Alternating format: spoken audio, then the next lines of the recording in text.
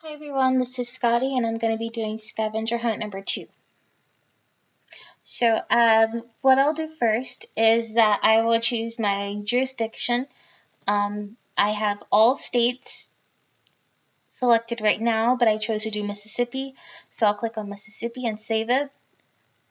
And the elements that I chose to search for are fraud and defamation. And what I did was that I literally typed in elements of fraud in the search bar. So I'll go ahead and do that now.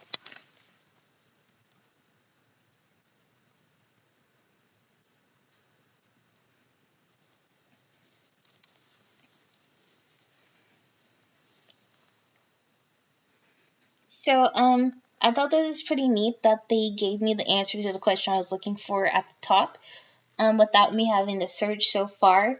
But this isn't the case that I did, so I'm going to narrow it down a little bit further. On the left, under View, I'll go to Cases.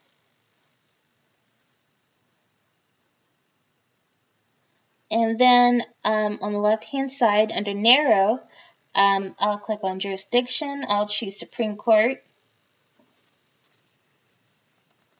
And then I will go to, I'll click on Court of Appeals. And then lastly, I will click on, under Topic, I will click on Civil. So the case that I did was Franklin versus Lava Equipment Company Incorporated. I will click on here where it says elements of fraud. It's highlighted. It will take me to a section of the opinion here. But this doesn't say what the elements are, so I'll go down a little bit further. And I found it here.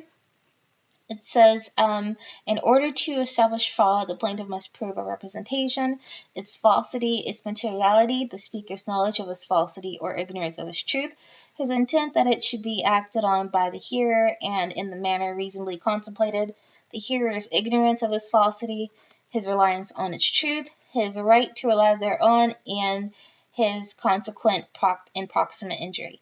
And this is the cases that they use to answer this. And furthermore, under Mississippi law, these elements must be shown by clear and convincing evidence.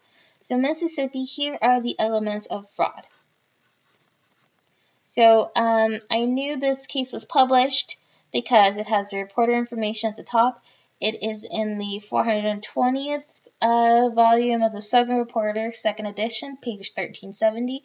I knew it was a Supreme Court case because if it appellate case, I'm sorry, because the Supreme Court is the highest appellate court in Mississippi State, and I knew that it was federal and not state, because if it was federal, it would have said Fifth Circuit Court of Appeals. So that is where I found the elements of fraud. So next, I will search for the elements of defamation. I'll do the same exact thing.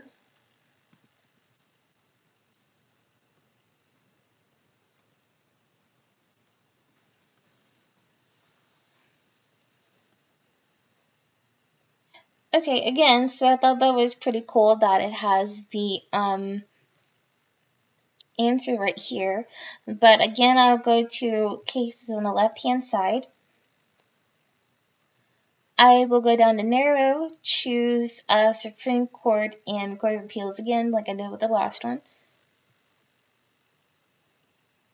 And also I will choose civil.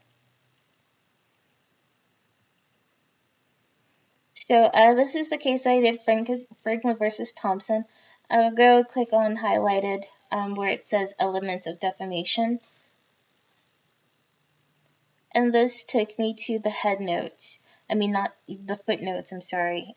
And the conclusion here, but it doesn't say the elements of defamation. So I'll go up a little bit.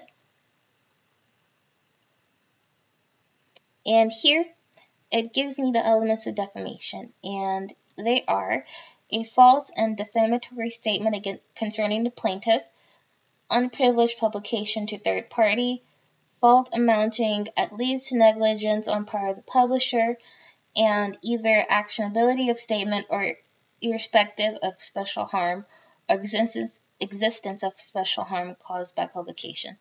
So those are the elements of defamation in Mississippi. And this is published in the 722nd volume of the Southern Reporter, second edition, page 688.